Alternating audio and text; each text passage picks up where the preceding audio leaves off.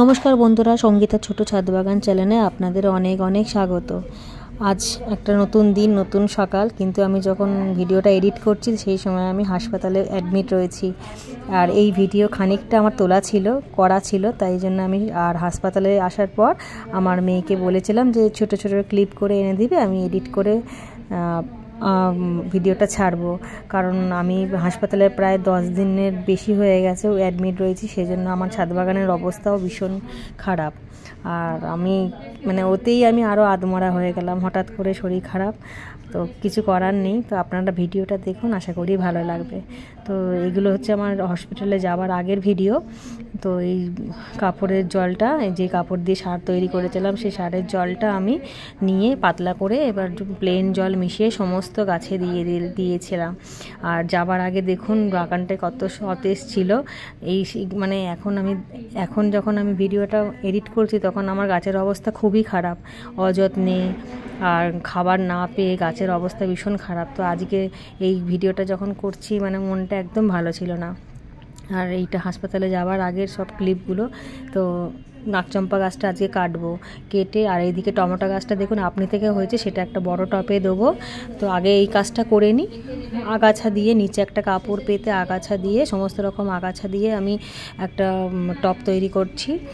কারণ কি, টমেটো গাছটা নিজের থেকে হয়েছে, তো সেটাকে লাগাবো। আর বাকি অনেক টপ জোগাড় করে নিয়েছি, ছোট বড় নানান সাইজের। নিচে আগাছা ঠাগাছা দিয়ে, গাছের শুকনো পাতা ঠাতা দিয়ে, বালি দিয়ে একেবারে নাকচম্পা গাছের জন্য কয়েকটা টপ রেডি করে নেবো। তো আগে এই টমেটো গাছটা শেকড় শুদ্ধ আস্তেভাবে তুলে বড় বালতিতে দিয়ে দেবো। গাছের মধ্যে ফুলও এসে গেছে, দিয়ে একটা ছায়া গাছের তলায় রেখে দেবো। এতে কদিন পর টমেটোও পাবো আমরা। তখনও জানতাম না, যখন আমি গাছটা লাগাচ্ছি তখন আমি জানতাম না যে এদের কি অযত্ন হবে, বা গাছের অবস্থা, বাগানের অবস্থা ভীষণ খারাপ হবে। আর হাসপাতাল থেকে আমি কি করব। আর বাড়িতে যতদিনে যাব ততদিনে আমার বাগান পুরো শেষ হয়ে যাবে। এত শখের বাগান, আর সব বাগান থাকবে না। এই যে কত যত্ন করি গাছগুলোকে, না খেয়ে দেয়ে সর্বক্ষণ রোদে জলে বৃষ্টিতে ছাদ বাগান করি। আর এদিকে দেখুন ড্রাগন গাছের ডালগুলো কেটে দিয়েছিলাম, ভেবেছিলাম ফেলে দেবো বলে, ফেলা হয়নি বলে এক সাইডে ছিল। এখন দেখছি সেই গাছের মধ্যে দিয়ে ওটা নতুন এমনিই ফেলা ছিল নোংরার মধ্যে, আবর্জনার মধ্যে, যেটার মধ্যে আমি সমস্ত কিচেন ওয়েস্ট রেডি করি, দেখছি এর মধ্যে নতুন ডালপালা বেরিয়েছে। তো সেই জন্য এই গাছগুলোও আমি পুঁতে দেবো, এর থেকে নতুন গাছ বেরাবে। আমি কিছুই করিনি, এমনি জঞ্জালের মধ্যে ফেলে রেখেছি, তাতেই নতুন ডালপালা ছেড়েছে। তাহলে এখন কি করে ফেলি বলুন? তাই নতুন জায়গায় দিয়ে দিলাম 3টে ডাল। 3টে ডাল থেকেই নতুন নতুন ব্রাঞ্চ বেরিয়েছে। আর নিচে যে ডালটা পুঁতবো সেই ডালটা আমি কেটে সরু করে মাটির মধ্যে মাটি আর পালি মিশিয়ে, আর কোনো খাবার দেবো না। কারণ ড্রাগন গাছ বেশি খাবার চায়ও না, আর ভীষণ অযত্নে হয়ে যায়। কিন্তু যেহেতু হয়েছে, খুব লক্ষ্মী গাছ যাকে বলে, বিনা যত্নে জল না দিলেও ও কিছু মনে করে না, কষ্ট হয় না। তো এই গাছগুলো অতটা অসুবিধা হবে না, কিন্তু তবুও গাছের একটু তো জল চাই। আর আমি হাসপাতাল থেকে বাড়ির লোককেও ঠিকভাবে বলতে পারছি না, কারণ তারা হাসপাতাল ঘর করছে। তাই ঠিকভাবে আমি ওদেরকেও বলতে গিয়ে আমার লাগছে, বাড়ির লোক হাসপাতাল ঘর করছে, সেখানে কি করে বলি বলুন যে আমার বাগানটা যত্ন করতে। আর খাবার তো দূরের কথা, খাবার তো ওরা দিতে জানেও না, পারেও না। একটু জল দেবে, কিন্তু সেই বা করে কি? সমস্ত গাছের রেডি করা ছিল, সমস্ত গাছের খাবার। হঠাৎ করে শরীর এত খারাপের জন্য আমার কতদিন ভিডিও যায়নি, সেটা তো আপনারা দেখতেই পাচ্ছেন। না শর্টস ছাড়তে পারছি, না বড় ভিডিও ছাড়তে পারছি, কিছুই হচ্ছে না। আর এদিকে দেখুন পুরনো মাটিগুলোকে ছাড়িয়ে নিচ্ছি, আর এই মাটিগুলোর মধ্যেই সমস্ত, এদিকে দেখুন এগুলো হচ্ছে আদা গাছের শেকড়। আদা গাছ যে তুলে নিয়েছিলাম, সেই আদা গাছের শেকড়টা রেখে দিলাম, এইটা আবার পুঁতে দেবো।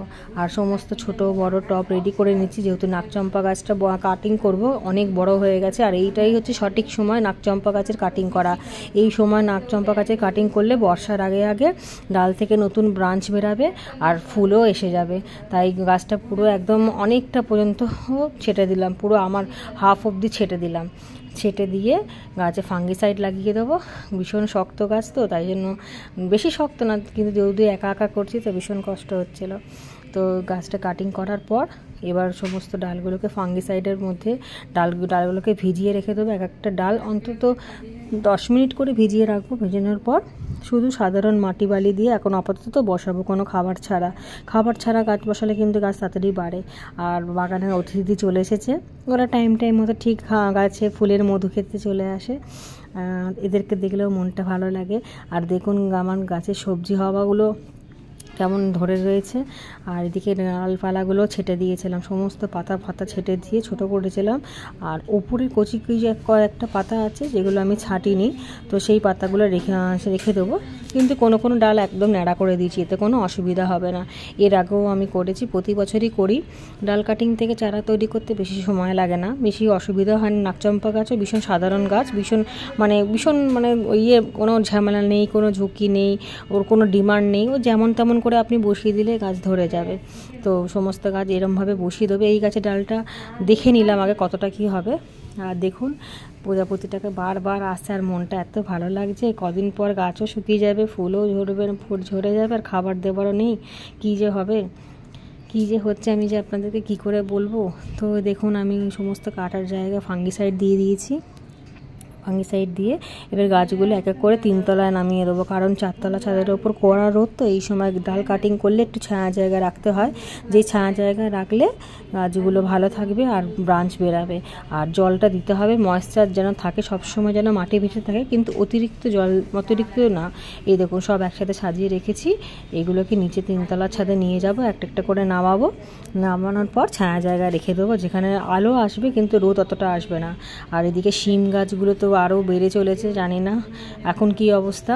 আর এদিকে সমস্ত ডাল কাটিং করে এই সমস্ত ওয়েস্টেজ। আর এদিকে আমার ছেলে দেখুন বলছে, মা তুমি ভারী তুলতে পারবে না, দাঁড়াও, তোমার শরীর ভালো না, আমি তুলে দিচ্ছি। ওইটুকুনি ছেলে আমার কত কষ্ট বোঝে, এত খারাপ লাগছে। আর যখন এডিটিং করছি চোখে জল এসে যাচ্ছে যে আমার এত শখের বাগান কি হলো অবস্থা। মানুষের জীবনের কোনো দাম নেই, আজ ভালো কাল খারাপ। আর আমার অনেকটাই সমস্যা হয়েছে, অনেক সমস্যা নিয়ে আমি হসপিটালে অ্যাডমিট, জানি না যতদিনে আমি বাড়ি ফিরবো ততদিনে আমার বাগান পুরো শেষ হয়ে যাবে। আর এদিকে নাকচম্পা গাছে শেকড় ফেকড় সমস্ত কালের, যেটা মেন গাছটা ছিল সেই মেন গাছের পুরো ব্রাঞ্চ শেকড় সব ছেটে ছুটে মাটিটা উপর দিয়ে কিছুটা মাটি সরিয়ে নিয়ে নতুন মাটি নতুন খাবার দিয়ে মেন শেকড়টা একটু রেখে সমস্ত আগাছা ঠাগাছা পাশের শেকড়গুলোকে ছেটে ছোটো করে নতুন করে ইটের খোয়া দিয়ে দিলাম। তার উপর কিছুটা মাটি বালি দেবো, কিছুটা মাটি বালি দিয়ে রেডি করা মাটি ছিল, এটা আমার রেডি করা মাটি থাকে সবসময়, এর আগের ভিডিওতে আপনারা দেখেছেন। এবার বসিয়ে দেবো, বসিয়ে দিয়ে গাছটা জল দিয়ে দেবো। যেহেতু এটা শেকড়ালা গাছ সুতরাং এটাকে রোদে রাখবো, কোনো অসুবিধা হবে না। আর অবশ্যই ফাঙ্গিসাইড দেবো, ফাঙ্গিসাইড দিলে ফাঙ্গাস লাগবে না। যদিও এই গাছে ফাঙ্গাস খুব একটা লাগে না, তবুও আমি সমস্ত গাছে ফাঙ্গিসাইড দিয়ে দিই, কোনো রিস্ক নিই না, বাই চান্স যদি ফাঙ্গাসের প্রবলেম হয়ে যায় সেই জন্য। আর দেখুন উপর দিয়ে একটুখানি চুনও দিয়ে দিলাম, চুন দিলে শেকড় ফেকড় খুব ভালো থাকবে, কোনো ক্ষতিকারক পোকা আছে যেগুলো মারা যাবে আর গাছটা ভালো বাড়বে। আর এই ফাঙ্গিসাইড জলগুলো যেগুলো গাছের ডালগুলো চুবিয়ে রেখেছিলাম সেই ডালগুলো দিয়ে জলগুলো ভেজানো ছিল সেই জলগুলোও দিয়ে দিলাম গাছের। আর ড্রাগন গাছগুলো দেখুন গাছের ফাঁকে ফাঁকে রাখলাম, আলো তাপ রোদেতে ভালো বাড়বে, বেশি জল দিতে লাগবে না, একদমই জল দিতে লাগবে না। আর এদিকে ছোট ছোট লাউ চারাগুলো আবার বসিয়ে দিয়েছি, গাছের খানিকটা ফুল তুলে নেবো, ফুল তুলে নিয়ে তারপরে নিচে যাব রান্নাবাড়ি করতে। তো গাছের এইদিকে কলমি শাকগুলো তুলে নিচ্ছে, অনেক কলমি শাক হয়েছে, আজকে ভাবছি কলমি শাক আর লাল শাক একসাথে তুলে নেবো, কারণ কি এরপরে এসে যে কী অবস্থা হবে গাছের এই ভেবে সমস্ত কাজ করছি। মনটা ভীষণই খারাপ, জানতাম যে আমার অবস্থা খারাপ, শরীরের অবস্থা ভীষণই খারাপ, কখন বলতে কখন কি হয়, তাই জন্য গাছে সার ঠার সব খাবার টাবার দিয়ে গেছে। কিন্তু তবুও একটা সময়ের পর তো তাদেরকেও খাবার দিতে লাগবে। আর এত যত্নের গাছ, খালি দেখবেন লাস্ট অব্দি দেখবেন আপনারা যে গাছের পাতাগুলো আর এরকম সবুজ নেই, পুরো ফ্যাকাশে হয়ে গেছে, ঝলসে গেছে, নুয়ে গেছে। যত্ন করার কেউ নেই, আর কাকেই বা বলবো বলুন। এত বড় একটা বাগান সামলানো কি চারটিখানি কথা, নিজে শখে করেছিলাম। ওই জন্য মানুষের জীবনে শখ করা না করা সমান, সবার জীবন তো সমান হয় না। কি বলবো, আমার আর কিছু মনটা এত খারাপ লাগছে বলার কথা না, খুবই খারাপ লাগছে। এক সময় ভাবছি যে কেন গাছগুলো করলাম, শুধু শুধু গাছগুলোকে কষ্ট দিচ্ছি এই আমার। আর দেখুন সূর্যমুখী ফুলগুলো কি সুন্দর লাগছে, এদিকে কিছু গাছগুলো খাবার দিচ্ছিলাম তো, আর এদিকে দেখুন কামিনী ফুলের গাছটা কত সুন্দর লাগছে, নয়নতারা ফয়নতারা, এত ফুলে ফোয়ারা গাছ। আর এদিকেও কিছু কলমি শাক ছিল, সেগুলোও তুলে নিলাম, এরপরে তো আর তোলাও হবে না, সব নষ্ট হবে। আর এই দেখুন এইদিকে 3 তলার নিচে 3 তলাতে এক সাইডে এই গাছগুলোকে এক সাইডে সিঁড়ির পেছনে দিয়ে দেবো, এই জায়গাটার পেছনে দিয়ে দেবো, এতে এখানটা রোদটা কম পড়ে কিন্তু আলো বাতাসটা খুব পড়ে। এখানে দিয়ে দিলাম। এবার জল দেবো যাতে গাছের ময়েশ্চার ভাবটা যেন খুব ভালো থাকে। জানি না কী হয় এখন কী পরিস্থিতির মধ্যে রয়েছে, ওদেরকে বলেছিলাম ভিডিও ক্লিপটা এনে দিতে, তো সম্পূর্ণ তো করে দেয়নি। উচ্ছে গাছগুলো বেশ ভালো বাড়ছে এই দেশরায়ের বাক্সর মধ্যে, কার্টুনের মধ্যে সব মানে কি বলবো, আর ভাষা খুঁজে পাচ্ছি না, মন ভীষণই খারাপ। গাছ হচ্ছে আমার প্রাণ। তো চলুন, বলতে বলতে আমার হাসপাতালের ডেট চলে এলো। দেখুন হাসপাতালে যাচ্ছি। এটা হচ্ছে আমাদের ইএসআই হসপিটাল, যেই হসপিটালে আমি অ্যাডমিট হব। আর মনটা ভীষণ খারাপ, ভর্তি হব, আর জানি না কতদিন এখানে থাকতে হবে। আপাতত এই হসপিটালটাই আমার ঘর। গাছের কথা চিন্তা করে আর লাভ নেই কিছু, মনটা খারাপ হবে, খুব মনটা খারাপ হবে। আর এই যে বেডে দিয়ে দিয়েছে আমাকে, আমি বেডে শুয়ে রয়েছি, মন ভীষণ খারাপ। কিন্তু তবুও এখানে অন্য পেশেন্ট যারা আছে অনেক ভালো বন্ধু করে ফেলেছি, তাদের সাথে কথা গল্প করছি, মনটা একটু ভালো আছে। আর যেহেতু মেটারনিটি ওয়ার্ড, সেজন্য অনেক বাচ্চা টাচ্চাও আছে, তাই জন্য মনটা একটু ভালো রয়েছে। আর না হলে একদমই থাকা যেত না। আর এরা হচ্ছে আমার যেই রুমটায় রয়েছি, যে ওয়ার্ডটায় রয়েছি, সেই ওয়ার্ডে আমার সাথে এরা রয়েছে। একটা ওয়ার্ডে 8জন পেশেন্ট থাকে। তো এই যে আমার বন্ধু বানিয়ে দিয়েছে, হাই পাঠাচ্ছে। কী করব, মনটা ভালো নেই তো, তাই সবাই মিলে আমাকে বোঝাচ্ছে যে সব ঠিক হয়ে যাবে। রাত্রির হয়ে গেছে, তো সমস্ত লাইট আস্তে আস্তে অফ হয়ে যাচ্ছে। এবার আমরা শোবার পর তারপরে আবার সকালবেলা এই তো হাসপাতালের কি আর আপনাদেরকে ভিডিও পাঠাবো বলুন, আমি তো নিজেই হসপিটালে। এটা পরের দিনে মানে অবস্থা ভীষণ খারাপ, জানি না বাঁচবো না মরবো। মানুষের জীবনে কোনো গ্যারান্টি নেই, কখন বলতে কী হয়। আমাকে দেখে আজ পর্যন্ত কেউ বলতে পারতো না যে আমার শরীর এতটা খারাপ, কারণ আমি কোনোদিনও বুঝতেই দিইনি যে আমার শরীর এত খারাপ। আমি সব সময় চনমনে থাকতাম, বাগান নিয়ে থাকতাম। আর এখন দেখুন আমার অ্যাবসেন্টে আমার বাগানের সেই কী অবস্থা। 12 দিন পরে আমার বাগানের সমস্ত গাছ দেখুন কেমন ঝলসে গেছে। গাছে সেই সবুজ সতেজ ভাবটাই নেই, সমস্ত গাছ শুকিয়ে ঝলসে পুড়ে একেবারে যাচ্ছে তাই অবস্থা। এইগুলো আমি আমার মেয়েকে বলেছিলাম তুলে এনে দে, তো দেখুন জল দিয়েছে তাও শাক খাবার লোক নেই, সবজি তোলার লোক নেই, ফুল তোলার লোক নেই, ফুল হয়ে ঝরে যাচ্ছে।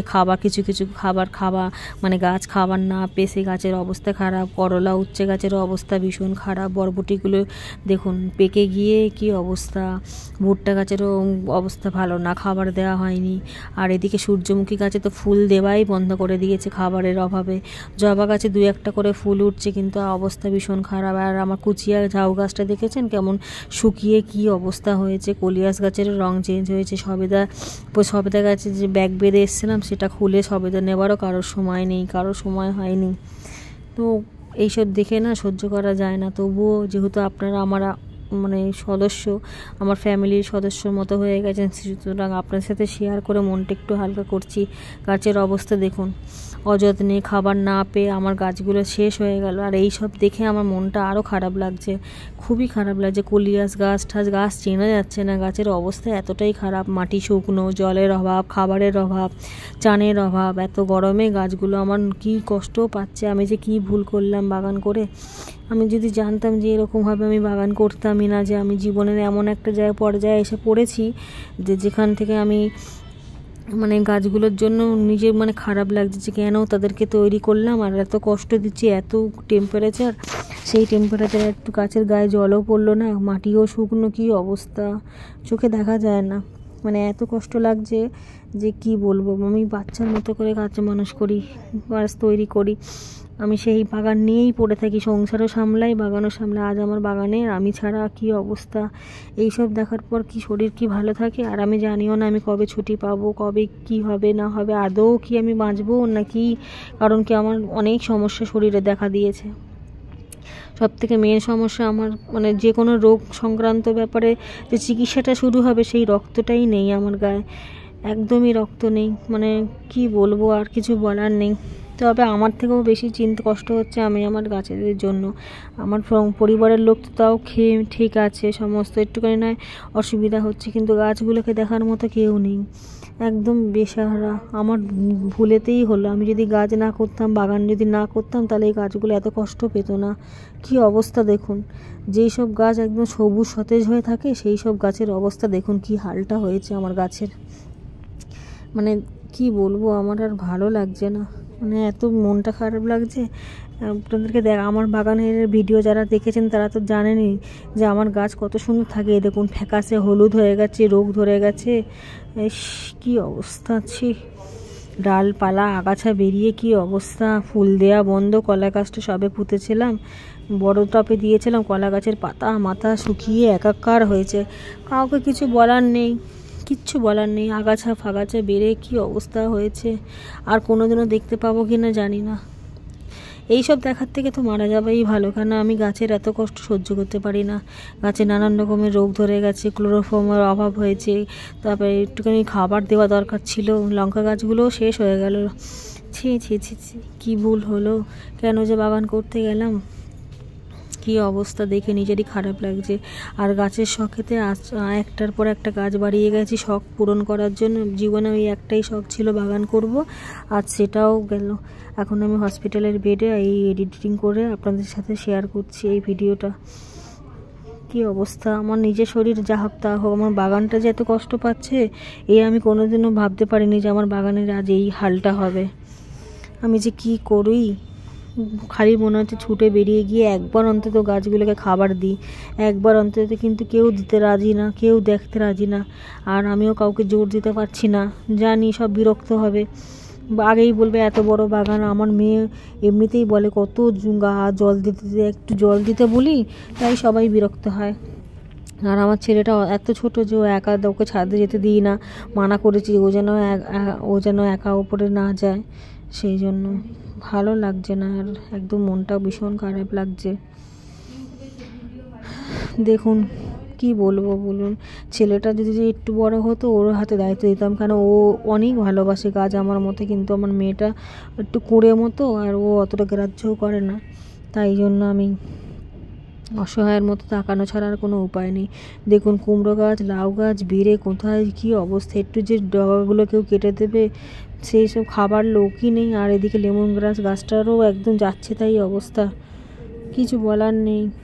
কি সব, এই দেখুন আমার লাউ গাছ মারা গেছে, অত শখ করে তৈরি করেছিলাম, সব গাছ শেষ হয়ে গেছে, পুরো একদম শেষ হয়ে গেল গাছগুলো। বাড়িতে গিয়ে আমি কিছুই দেখতে পাবো না, আর নতুন করে করার ইচ্ছাও নেই, কারণ এক তো বাড়িতে যাবো কি না সন্দেহ, আর যদিও বা যাই সেই অবস্থায় থাকবো না যে আবার বাগান করব।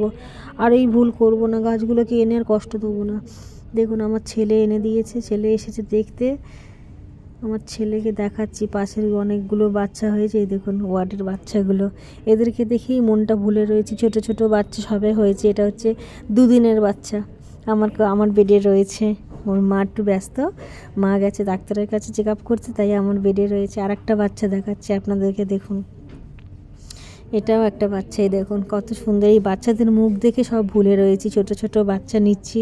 তো ঠিক আছে বন্ধুরা, আজকের ভিডিওটা আমি এখানেই শেষ করলাম। ভিডিওটা যদি ভালো লাগে প্লিজ একটু সাবস্ক্রাইব করে দেবেন। তারা সবাই ভালো থাকবেন, সুস্থ থাকবেন। আর একটা কথা, আমি হাসপাতালে থাকাকালীন আমি কমেন্টের উত্তর দিতে পারছি না, তাই জন্য অনেক অনেক ক্ষমা চেয়ে নিচ্ছি আপনাদের কাছ থেকে। আমাকে দয়া করে ভুল বুঝবেন না। আমি যদি সুস্থ হয়ে বাড়ি যেতে পারি তো নিশ্চয়ই আবার আগের মতো ভিডিও ছাড়বো, আর কমেন্টের উত্তর দিয়ে আপনাদের সাথে সহযোগিতাও করব গাছের ব্যাপারে। কিন্তু এখন আমি অসহায়, সুতরাং আমাকে ক্ষমা করে দেবেন। আপনারা ভালো থাকবেন।